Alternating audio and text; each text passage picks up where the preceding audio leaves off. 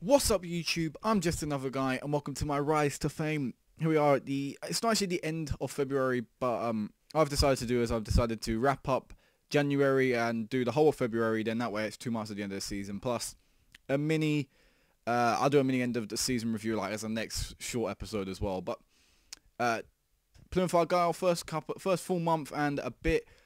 Let's see how we did and jump into the first fixture. So before I forget, actually, let's go into the transfers right here now. Let's have a look at the players we brought in and the players we got out. So let's look at the outs first. We let go of Joe Lennox.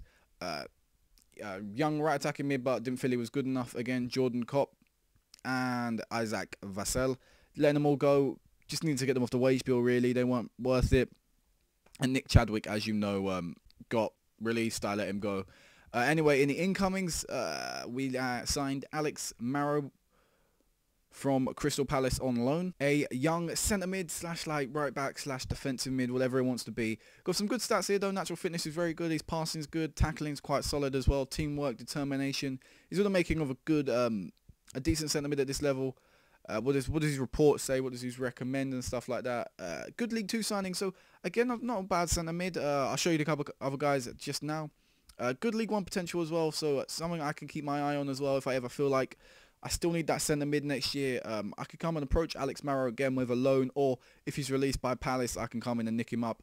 Admittedly, not too great. I mean, he's 23. He's not got much developing time left, but for now, he'll do for backup for the end of the season and will occasionally start as well. Next signing was Alex Pritchard, a great 19-year-old, absolutely fantastic. Free kick taking is extraordinary. Passing a 13 as well, creativity a 14, first touch 12. Could improve his dribbling a bit, it's only 5, but got relatively good concentration. Again, I like the natural fitness is quite high. He has areas he needs to improve upon, yes, but for what he is, for what I've signed him for, he's really a top-class player. As you see, leading League 2 player there and a decent Championship player for the future. Again, someone I can keep my eye on. I think his contract runs out at the end of the season. I'm going to check that right now, actually. For Tottenham.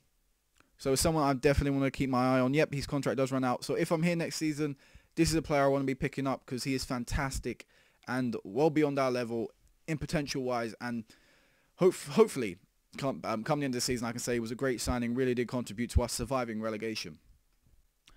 Next signing again was a loan. Well, we didn't have much money, so loans were all we could really go for. And Stephen McPhilly coming from Cardiff. As you can see here, a fantastic, well beyond this level, probably League 1 ability.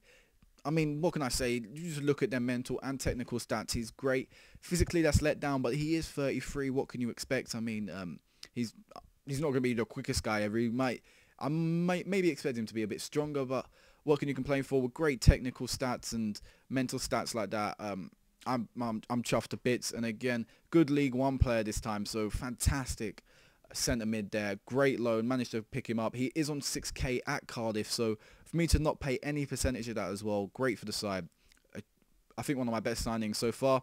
And Andy Kellett from Bolton, a young left back.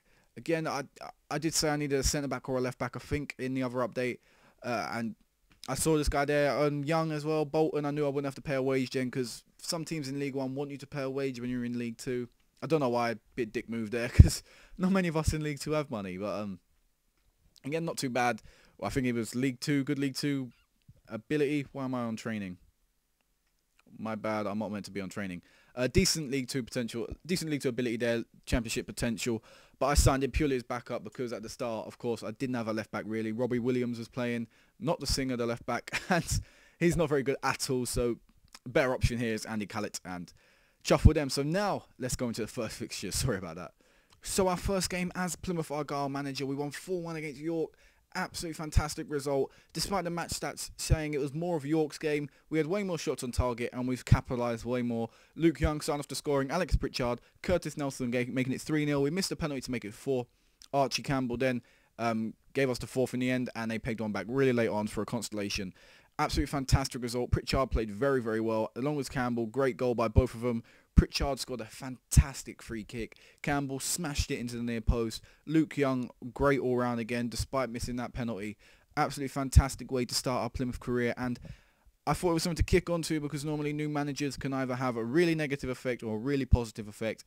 And by the looks of it, it was really positive. So could we carry on to the next game? Sadly, we couldn't really, disappointingly. Freddie Eastwood giving them the goal. 2 goals in the first half. Ryan Hall making it second. We scored a very late penalty in Luke Young. And you know what? It was a game we were absolutely smashed in. 21 shots from Southend just showed we never really got a firm hold of the game. 57% possession. So it's 2 games in a row we haven't dominated possession.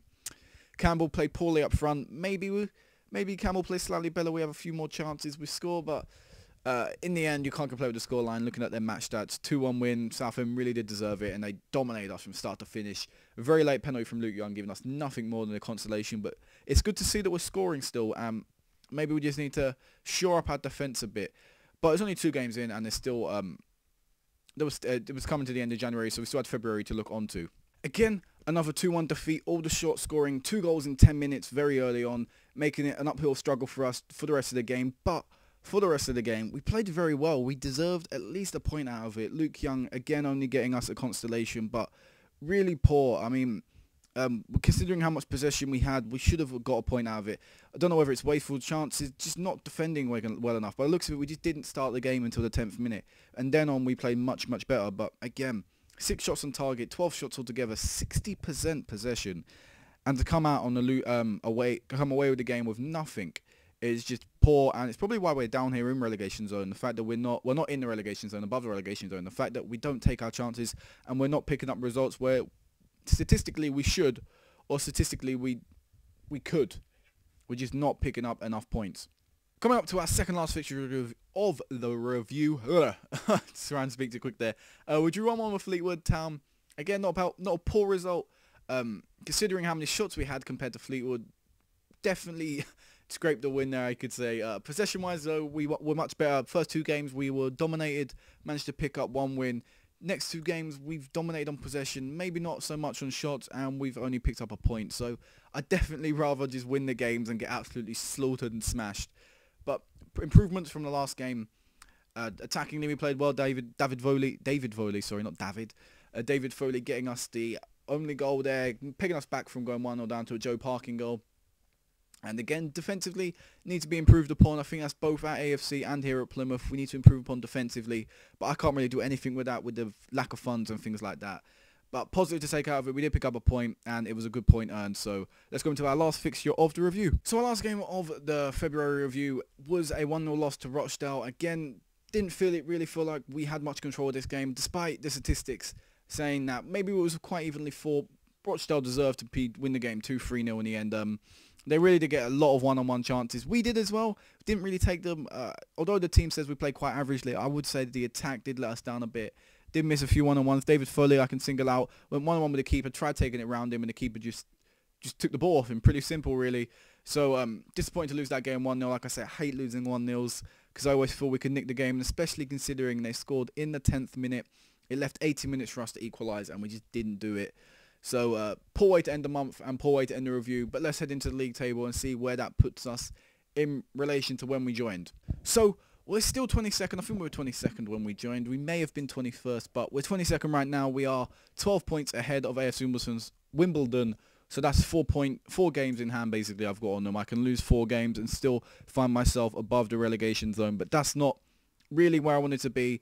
We can see there's 46 games in the season. So what I'm saying is, with them 4 games in hand, if I can pick up results, maintain that, I could be safe come the 40th game mark, maybe. I just need to win a few more games. Picking out teams, though, it's going to be really tough to look at, get results. I'll have a look at our fixtures in a second, see where I maybe see ourselves picking up points. But it's going to be a huge challenge. Attackingly, we're not very good. Defensively, we're quite solid. I mean, even if you look in relation to the rest of the league, we haven't really conceded a lot of goals, so I feel, despite the bit of blip where we haven't won in 4 games, we still have a chance. I can still pick up form from somewhere because the team is quite good. Let's have a look at the player stats. Actually, there's no real point looking at player stats. We're not in there anyway. So let's just pretty much wrap this up and have a look at our remaining fixtures. So remaining fixtures: Morecambe, Dagenham, Bradford, Oxford, Cheltenham, Port Vale, Torquay, Wycombe, Chesterfield, and Gillingham. So try and memorize some of them teams and have a look at the league table again. So we've got Dagenham Redbridge coming up soon, so hopefully we can pick up a point now. I'm going to say 3 points there. I did read Bradford, so I say a point now. It's about 4 points. Did I say Morecambe? I don't think I did. I think I said Cheltenham. I don't see us picking up points there. Oxford will be tough. Port Vale will be tough. Gillingham will be tough. Wycombe will be tough. Chesterfield will be really tough. So realistically, there's not many points up for grabs come towards the end of the season. So it's going to be a tense battle. It's going to be really tense. I may do a month update if we're in the relegation zone or things are very close. So that's it for now. Until our next review, until whenever that may be, either the end of the season or in a month or whenever I next do one. Peace out.